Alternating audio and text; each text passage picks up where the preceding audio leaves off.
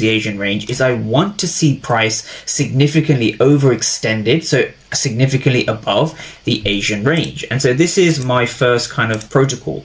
I want to see how price behaves around the Asian range. So specifically, we've taken out the Asian low and then we took out the Asian high, right? So when you take out the Asian range low first and then we go and overextend and take out the Asian high, I want you to think about as a trader, right? What does this represent, right? What does this actually mean?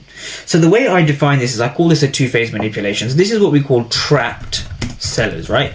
Sellers here have been trapped. So what that means is we call it a two-phase manipulation. This is manipulation phase one. So what's actually happened here is that the market itself has taken out or enticed early sellers, right? They've swept sell-side liquidity. What we define here as sell-side liquidity is simply the Asian range low.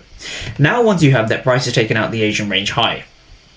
And so when price takes out an Asian range high, you typically don't want to be buying from this area, right? Buying near the Asian range high is typically a disaster. The reason why is because we are significantly overextended above the daily opening price. And so now this leads on very nicely to step number 2, which is basically the power of 3. So if we just go over here, I always use the weekly, daily, and the 4-hour power of 3. Let's start over here with the daily power of 3, right? So what we can see is we can see prices taking out the Asian low and Asian high. And just quickly, one more point about Asia, right? Asia simply accumulates liquidity like this.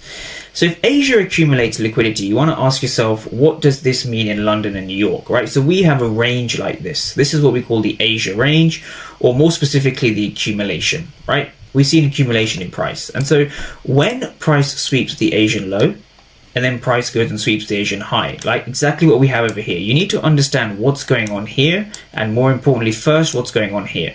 This is manipulation phase 1. And so manipulation phase 1 is a fancy way of saying price has enticed early sellers, and they, of course, get manipulated out by this move, right?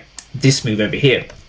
Now we have the enticement of buyers, right? So this is what we call the high of the day, and we use this as one of our principles to determine an overall exhaustion in the trend, right? I get lots of questions about the exhaustion of the trend.